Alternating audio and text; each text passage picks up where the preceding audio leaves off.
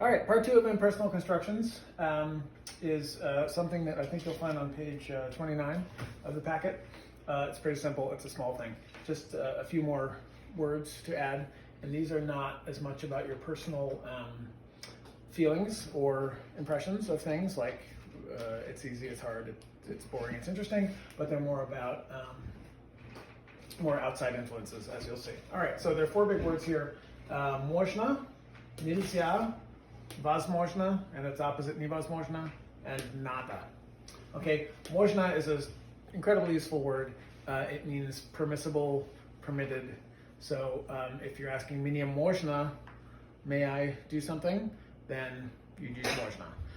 Можно is can often just be used as a shorthand for like if someone's sitting there with a pen and it's like in English we might just say may I and not finish the sentence, but if I'm gesturing toward the pen, the person understands. It's the same kind of thing. You could ask somebody можно, and they'll understand. Or if you are buying something, then you would just say можно and put the thing in the accusative. So if you want to buy a newspaper, можно газету, пожалуйста. If you want to buy a banana, можно банан, пожалуйста. So just можно, and there's a fuller construction there, but you can just say можно plus accusative as a shorthand, and everybody understands that. Or if you're not sure if you can walk into a building or something, if it's open or closed, you could just ask можно, and the person might say да, можно, yes you may. You can omit the pronouns, but if you include them like yes you may, but she may not, then of course those pronouns are in the dative. So that's why these are impersonal constructions. So можно is may or permitted or permissible. The opposite is нельзя. Нельзя mostly means that something is forbidden. If you're walking down the street and you start to jaywalk, in Russia, a traffic cop might shout to you, "Nельзя," you can't do that, that's forbidden. So можно and нельзя are essentially antonyms.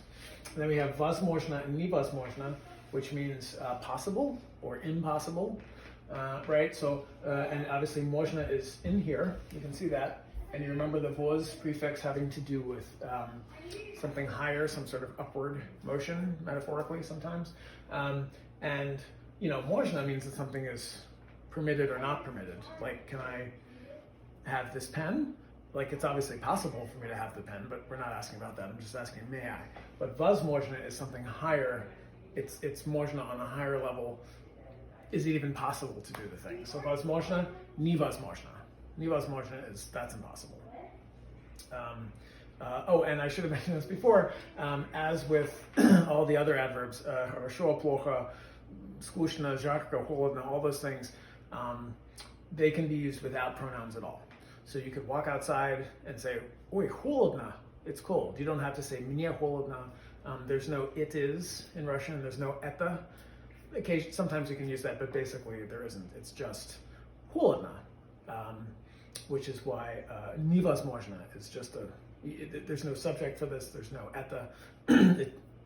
There could be an это, but often there's not. It's just невозможно.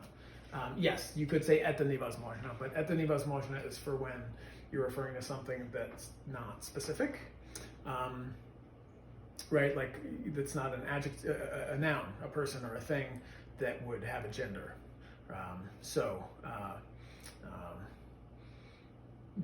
Anyway, email me if you have questions about that.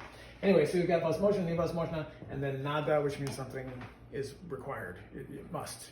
So мне надо means I must do something.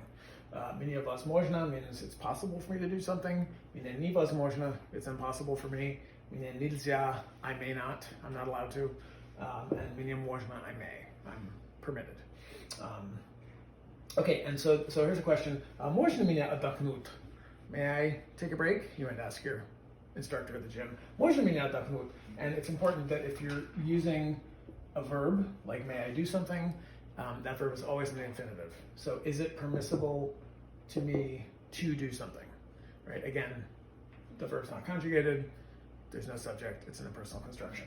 So можно меня отдохнуть, and then that's your basic structure. If you want to put it in the past tense, было, right? Regardless of gender, number, or first, second, third person. So you can say, Мне было можно отдохнуть. I was permitted to take a break. Or in the future, мне будет можно. So again, было or будет, regardless of any other detail. So можно мне отдохнуть, and then the response could be да можно, or да тебе можно, yes you may. But sometimes that's just skipped and you just say да можно, or нет нельзя, нельзя. You know, if you walked in an exit door or tried to take something without paying for it in Russia, somebody would probably tell you нельзя. You know, they probably wouldn't say вам нельзя or тебе нельзя, they just say нельзя. That's forbidden. So in Russia, you see a lot нельзя курить. It's forbidden to smoke. So you'll see signs that say нельзя курить, and нельзя plus anything, this would be an infinitive. So whatever it's forbidden to do would be an infinitive. And then I just put another one here. Нам надо работать, right? It is necessary to us to work. We have to work. We need to work. So надо is need for an action. If you need a thing, like you need a pencil, you need a dictionary, that's a different thing that's somewhere in the data packet. I think it's on page 32. Maybe we'll talk about that later. But anyway, this is pretty much it. So, and you can also practice your intonation pattern number 3. Можно мне, можно, да можно, or можно, нет нельзя. And then that is it. So that's page 29 of Impersonal Constructions. Спасибо.